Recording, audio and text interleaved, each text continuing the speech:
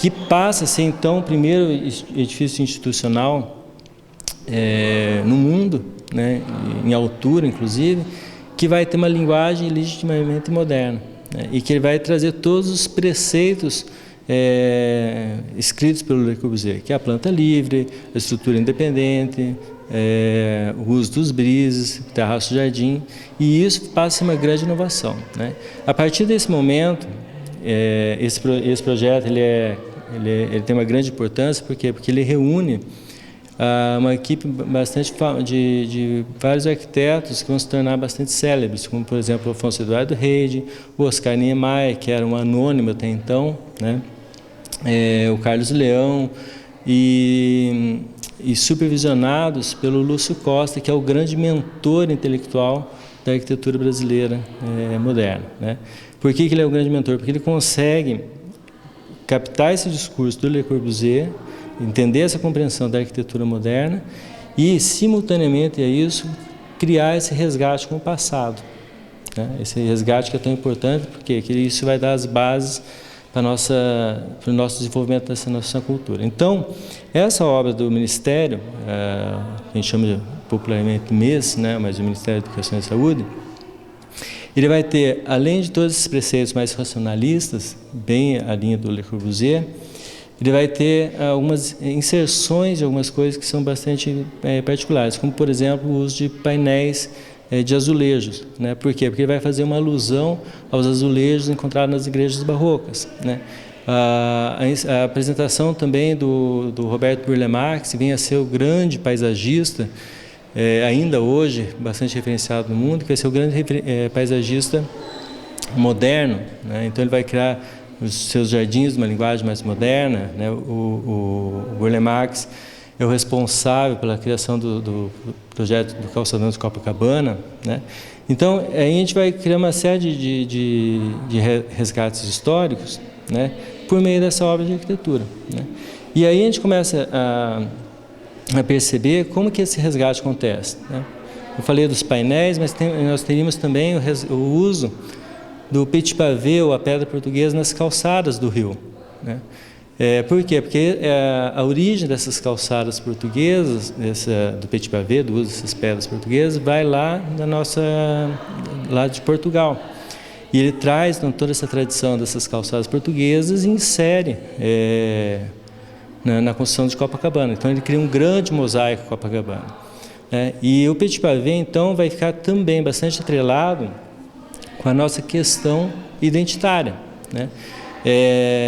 Nós vamos perceber que com o petit pavé, o uso dessa pedra bastante tradicional, ela vai se espalhar pelo Brasil afora em outros trabalhos, como, por exemplo, o primeiro calçadão do Brasil, que é o calçadão de Curitiba, e mesmo aqui em Cascavel nós temos o calçadão feito ali em frente à Igreja Matriz, que, se você olhar numa panorâmica de cima, você vai ver que tem um grande mosaico trabalhando com essa pedra portuguesa, ou petit pavé, como prefiram, e que faz, então, essas ligações, né? Então, essas coisas são importantes a gente dizer. Por quê? Porque é óbvio que todas essas obras elas merecem serem adequadas às novas realidades. Mas nós não podemos simplesmente banir isso, né? Você simplesmente substituir uma calçada daquela por um elemento mais moderno, mais contemporâneo, muitas vezes você jogar o próprio passado no lixo, né? Num país e numa cidade como a nossa, que está tentando construir esse passado, essa história, essa identidade com o passado, é fundamental que a gente consiga preservar, mas, claro, conciliando outros elementos para as novas necessidades, né? Mas é sempre bastante importante nós pensarmos isso. Eu trago aqui, então, alguns desenhos lá do Ministério, né, os desenhos originais lá do Oscar Niemeyer, né, onde ele solta essa coisa bastante formal que o Le Corbusier tinha, e a obra então começa a ficar um pouco mais flexível e mais inserida na malha urbana. Então o Rio de Janeiro nessa época tem o que? Eles têm um perfil de urbanização bastante fechado, bastante compacto, as quadras muito fechadas. Com o Ministério, o que o Niemeyer e a equipe do Lúcio Costa fazem? Eles libertam todo esse terreno, né? Então o edifício fica erguido e essa parte da quadra passa a ser uma grande praça. Então nós temos uma liberdade visual, uma liberdade espacial maior acontecendo, tá? Então aqui a gente consegue perceber nessa imagem o uso dos azulejos, né? Já que a própria estrutura dos pilotis também sendo soltos da obra, né? Aqui o uso dos brises, né? Aqui mais uma vez as cerâmicas portuguesas, né? Fazendo alusão à arquitetura barroca, né? O uso de elementos mais livres. Aqui um terraço-jardim, então a gente percebe uma linguagem muito mais fluida acontecendo no paisagismo, né? Que é a obra do Roberto Burle-Marx, tá? Bom, após então a vinda desse ministério, da construção do ministério, nós temos uma geração de arquitetos, em especial dos arquitetos cariocas, né, que a gente tem que sempre lembrar que o Rio de Janeiro nessa época é a capital do Brasil, então as grandes transformações acontecem ali, mas nós temos uma disseminação dessa arquitetura acontecendo no Brasil afora. Então nós começamos a ter então de fato uma escola brasileira de arquitetura, né? E essa escola brasileira vai acontecendo durante isso, eu estou falando no começo dos anos 40, e vai culminar com a construção de Brasília, né? Brasília, então, passa a ser o ponto auge disso aí, né? Por quê? Porque Brasília é a materialização dessa utopia moderna, dessa utopia de que o Brasil ia dar certo, né? Essa crença que toda a sociedade tinha, que nós, de fato, não éramos apenas índios, né? Nós tínhamos algo a mais, né? Durante todo esse processo de tempo, a gente tem uma expressão bastante grande da nossa engenharia acontecendo. Então, uma boa obra de arquitetura é sempre uma boa obra de engenharia, né? E sábio é um engenheiro que entende isso, porque ele vai poder explorar isso de uma forma melhor. Então, nós vamos ter grandes vãos, grandes balanços, uma estrutura mais esbelta, né? E essas obras de engenharia avançando de uma forma bastante vertiginosa. Bom, a construção de Brasília é uma sequência, né, política de tudo isso, quando nós temos o Juscelino Kubitschek assumindo a presidência. Primeiro ele é governador lá em Minas Gerais, né, chama o Niemeyer para fazer algumas obras lá, da Pampulha e tal, mas em Brasília, então, existe essa encomenda da cidade, né, da capital do Brasil, né? E é um grande desafio, por quê? Porque Brasília é concebida num período bastante curto, né? Um período de 3 anos e meio, você tem toda a edificação feita, né? E como que isso é possível? Isso é possível porque o Niemeyer é chamado para fazer a capital, né, pelo Juscelino, mas o Oscar Niemeyer, ele fala que não, que a ele só interessa a construção das obras, mas que ele entende que aquilo, uma obra daquela envergadura, precisa de um concurso. Então é feito um concurso, no qual ganha o Lúcio Costa, né? E o Lúcio Costa ganha por quê? Porque ele é o que consegue fazer naquele projeto, um projeto bastante sintético, ele feito no croquis, né?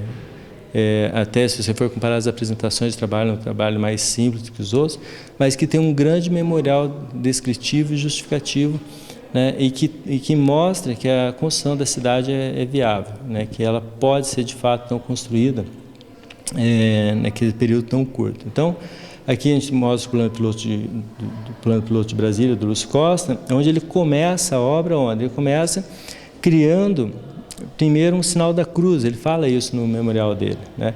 Esse sinal da cruz é como quem toma posse do território, como quem toma posse daquele lugar, né? E ele vai então fazer uma pequena envergadura na asa aqui, né? Para quê? Para acomodar no lago que nós temos ali. E a partir daí, então, ele começa a desenvolver esse plano piloto, né? E estrutura essa cidade. E Oscar Niemeyer, então, monta a sua equipe e começa a fazer as obras de arquitetura da cidade, né? Então, aqui algumas obras, né, de arquitetura, em especial a catedral, e que aí eu reforço essa questão da grande qualidade da engenharia brasileira, né? Se nós olharmos essa imagem da catedral, em especial o campanário, perceba que todos os sinos, estão suspensos um ponto bastante pequeno aqui, né? É muito peso, mas uma grande obra de engenharia que possibilita essa execução, tá? Congresso Nacional, a ideia do Niemeyer, então, é criar uma base para que a gente possa pôr essas cúpulas. E o que ele faz isso? Ele rebaixa todo o Congresso, né? Então as grandes vias passam na lateral, né? E aí ele põe a Câmara do Senado e dos deputados no nível do observador da rua, né? Então o que ele faz? Ele cria uma grande linha de desenho para ele receber essas cúpulas, né?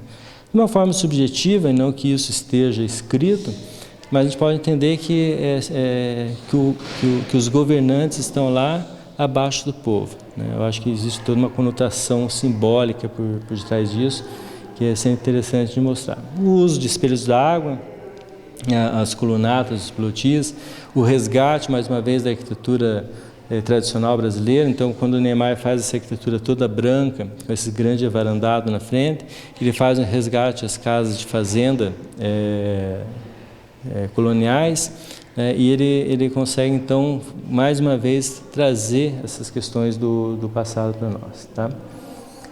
Bom, acabou Brasília, né? Nós temos um momento de desilusão, de saturamento dessa linguagem, que a gente hoje classifica como uma linguagem carioca, né? A linguagem, eles chamam de escola carioca, mas é uma coisa que ela é usada em todo o Brasil, né?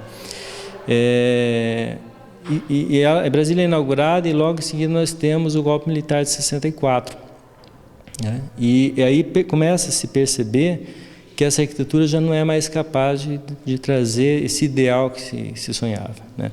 E aí o que a gente tem, o que a gente classifica hoje, né, apesar que eu não gosto muito dessa classificação, como a escola paulista de arquitetura, né? Que é uma arquitetura um pouco mais bruta, um pouco mais fechada, e que eu não entendo que seja uma escola em particular, por quê? Porque ela, na verdade, é uma sequência dos preceitos modernos, né? Então, existe uma frase muito conhecida eu fugi o nome, eu lembro do sobrenome, que é o Fuão, né? Ele escreveu um artigo sobre isso, em que ele diz que a arquitetura brutalista, que é essa nova linguagem, é a última trincheira do moderno, né? É onde você tem um último respiro, uma última tentativa, um último sonho da materialização dessa sociedade ideal, né? E quais são as características disso, né? Nós estamos na década de 60, então o regime militar, uma coisa mais opressiva. Nós vamos encontrar então uma arquitetura um pouco mais introvertida, mais fechada e mais racionalista, né? Onde nós já não temos aquela coisa do branco mais leve, aquela fluidez do que a gente chama da escola carioca, né? Nós já temos uma arquitetura mais pesada, onde é principalmente ressaltado o uso do concreto armado, né? E esse concreto armado fica mais aparente, mais fechado, mais pesado mesmo, né? E aí é interessante a gente pensar que, mais uma vez, existe uma influência do Le Corbusier aí, porque é uma fase que o Le Corbusier, lá na Europa, está fazendo esse trabalho da arquitetura brutalista, né? E que aqui no Brasil ela vai ser representada principalmente pela figura do Vila Nova Artigas. O Vila Nova Artigas é um arquiteto que nasceu em Curitiba, morou numa cidade no interior do Paraná, ele era filho de uma professora, em que vai estudar em São Paulo para fazer arquitetura, e lá ele fixa a raiz, né?